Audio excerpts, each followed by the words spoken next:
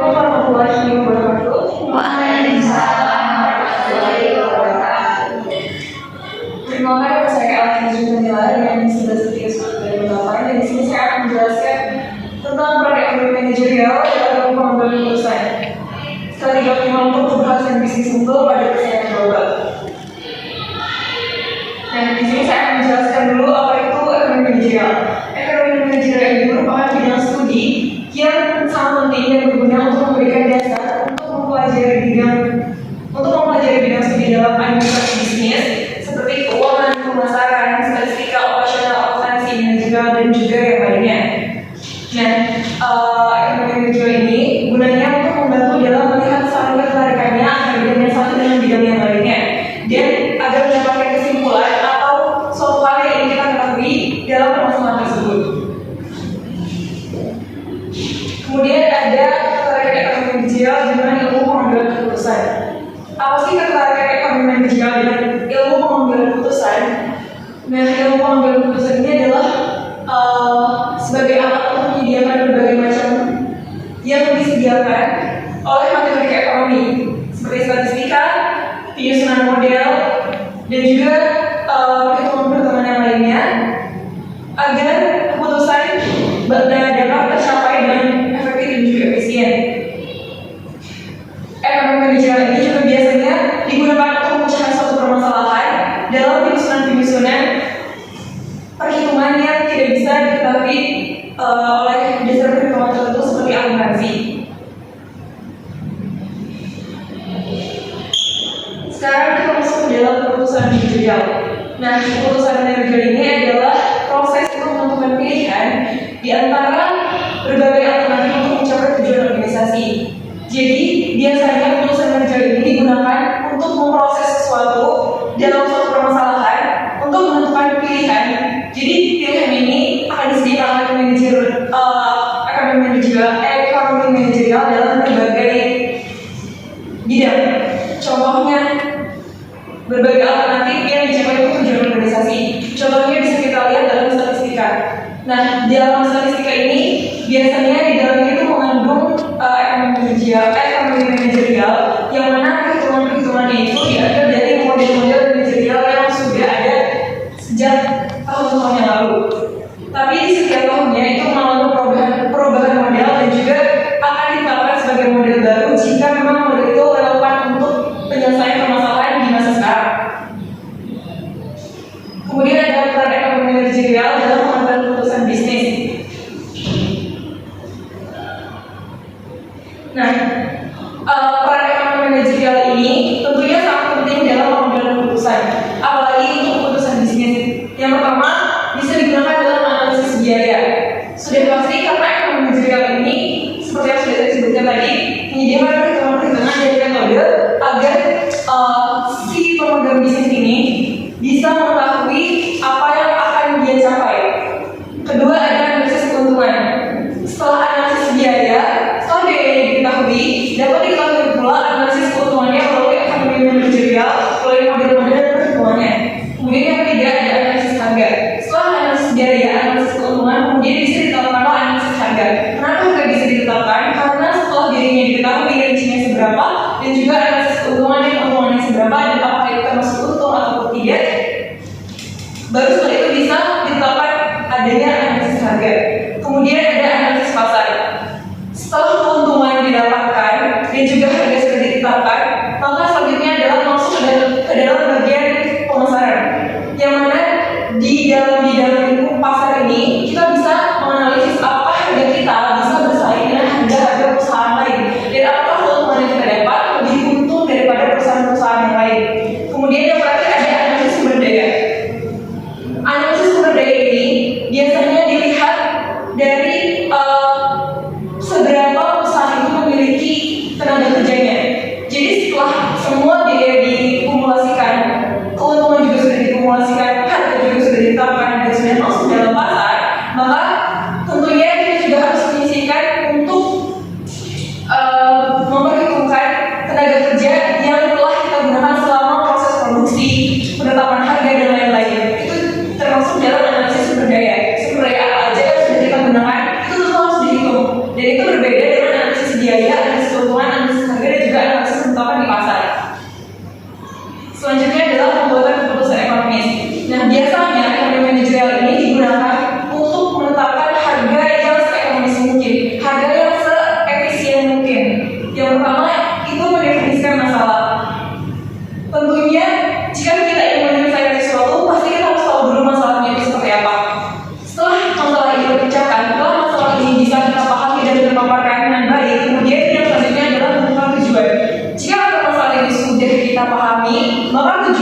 depan kita itu seperti apa. Kalau misalkan masalah ini memang bisa diselesaikan tanpa menggunakan ekonomi manajerial, maka bisa menggunakan perhitungan yang lain tanpa memasukkan ekonomi manajerial ke dalamnya. Tapi kalau misalkan mendefinisikan masalah di dalam masalah ini adalah problem mengenai harga dan juga statistik angka penurunan ataupun angka kenaikan, maka tujuannya pun harus jelas kemana arahnya dan juga ditujukan kepada siapa. Kemudian ada menggali alternatif. Jika kita sudah tahu tujuannya siapa, maka di situ muncullah berbagai macam alternatif yang disediakan oleh ekonomi manajerial ini. Setelah dianalisis tujuannya, setelah kita tahu masalahnya, maka ekonomi manajerial setelah diperhitungkan akan menampilkan berbagai macam alternatif. Dan itu tidak lebih dari satu. Makanya dari itu biasanya ekonomi manajerial ini seringkali dianggap sebagai jalan pintas dalam mengambil keputusan. Selanjutnya ada memperkirakan konsekuensi. Nah, setelah kita mendapatkan berbagai macam alternatif, ada juga konsekuensi-konsekuensi yang terdapat di balik alternatif tersebut. Dan tidak kemungkinan bahwa alternatif A konsekuensinya lebih besar daripada alternatif B, dan tidak menutup kemungkinan juga alternatif B itu konsekuensinya lebih kecil daripada alternatif D. Tapi alternatif D itu lebih besar keuntungannya daripada alternatif A. Jadi itu banyak pertimbangan yang harus diselesaikan dalam ekonomi manajerial ini. Dalam ekonomi manajerial ini harus memiliki detail yang sangat jelas untuk menentukan keputusan yang akan kita ambil ke depannya. Selanjutnya adalah menentukan pilihan. Kita sudah tahu alternatif seperti apa, konsekuensi di balik alternatif itu juga seperti apa, maka kita bisa menentukan pilihan itu. Pilihan tentunya bukan cuma satu, tapi berbagai macam. Dan di situ ada juga model dan juga perhitungan yang memang khusus untuk menentukan pilihan mana yang terbaik, yang paling strategis, yang paling efektif dan juga efisien yang bisa kita ambil. Selanjutnya adalah melakukan analisis sensitivitas. Karena keputusan itu dilandaskan oleh berbagai faktor, dan tentunya faktor-faktor ini tidak selalu positif, ada juga negatifnya. Jika kita menganalisis terlebih dahulu pilihan apa yang akan kita ambil, dan pasti dalam pilihan itu ada dampaknya. Dampak itu mengandung sensitivitas yang berbeda-beda di setiap pilihan-pilihan tersebut. Jadi dalam ekonomi manajerial itu juga diajarkan untuk mempertimbangkan berbagai sensitivitasnya. Sensitivitas itu bukan cuma dari sudut pandang masyarakat, tapi juga dari sudut pandang investor, sudut pandang negara, sudut pandang supplier, sudut pandang konsumen, dan berbagai macam hal. Dan sensitivitasnya tentu berbeda-beda. Kadang-kala sensitivitas dari segi investor itu mungkin lebih rendah, tapi ternyata bagi konsumen itu sangat tinggi. Jadi itu perlu kita pertimbangkan mana yang lebih baik konsekuensinya untuk diambil, karena itu adalah keputusan yang akan berpengaruh untuk keberlangsungan bisnis kita ke depannya. Selanjutnya adalah analisis risiko dan juga ketidakpastian. Nah, dalam proses pemanggilan keputusan ini, seorang pembuat keputusan selalu berhadapan dengan berbagai faktor yang sudah saya jelaskan tadi, dan juga kondisi yang sangat mempengaruhi dan memungkinkan hasil keputusan tersebut menjadi tidak seperti yang kita harapkan.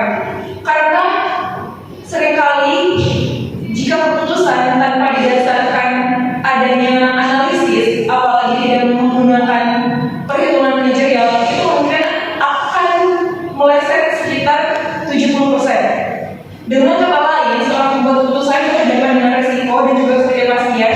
Dalam bagian ini, pastinya akan dibahas tentang mengapa seorang pembuat keputusan tersebut mengadakan analisis dan juga ketidakpastian. Dalam analisis tersebut, pasti dapat diketahui ketidakpastian dari keputusan yang akan dibuat itu seperti apa. Dari materi ini juga dapat dilihat bahwa analisis risiko ini akan sangat memudahkan kita untuk menentukan apakah hal ini pasti atau tidak untuk bisnis kita ke depannya. Selanjutnya adalah analisis keputusan dalam kondisi risiko. Nah, analisis pembuatan keputusan ini dia mengandung risiko ataupun analisis risiko yang dilakukan dengan menggunakan 3 konsep. Nah, yang pertama adalah strategi, yang kedua adalah matriks, dan yang ketiga adalah state of nature. Jadi yang pertama, strategi tentunya digunakan dalam analisis ekonomi manajerial.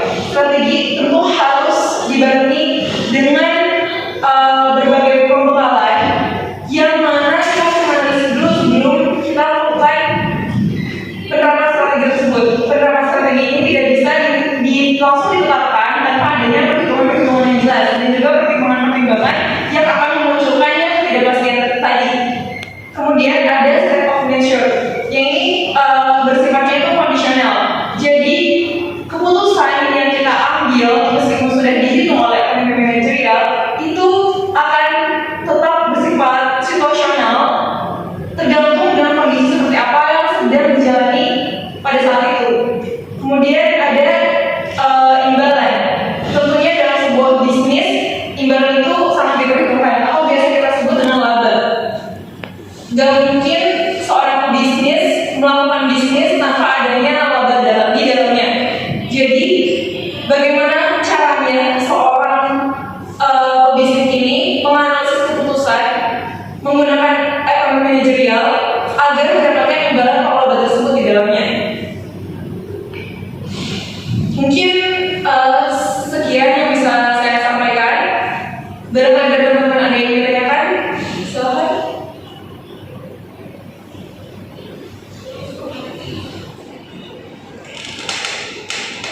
Izin bertanya, Ya, silakan.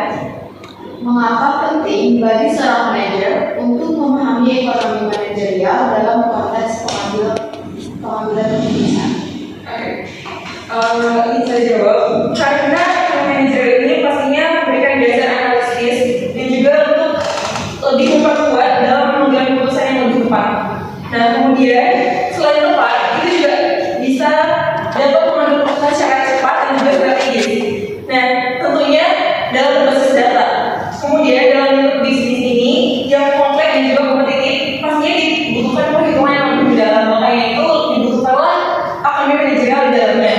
Kemudian untuk mengantisipasi perubahan yang dasar dan juga perubahan yang ada pada pasar. Jadi selama ada perubahan di pasar, karena perubahan pasar ini dalam kurun waktu tertentu masih selalu berubah dan tidak akan pernah stuck di situ. Makanya itu kita perlu pertimbangan dan juga perhitungan yang jelas dengan data-data yang konkret dalam ekonomi manajerial ini. Terus ada juga untuk mengefisiensi biaya dan juga memaksimalkan profit secara maksimal. Karena pasar ini bentuknya berubah-ubah, kadang dia harganya naik dan juga kadang turun. Nah, bagaimana cara kita untuk mengimbangi hal tersebut, untuk mengefisiensikan harga tersebut supaya kita bisa memaksimalkan profit yang kita dapatkan. Terima kasih. Ada yang bertanya lagi?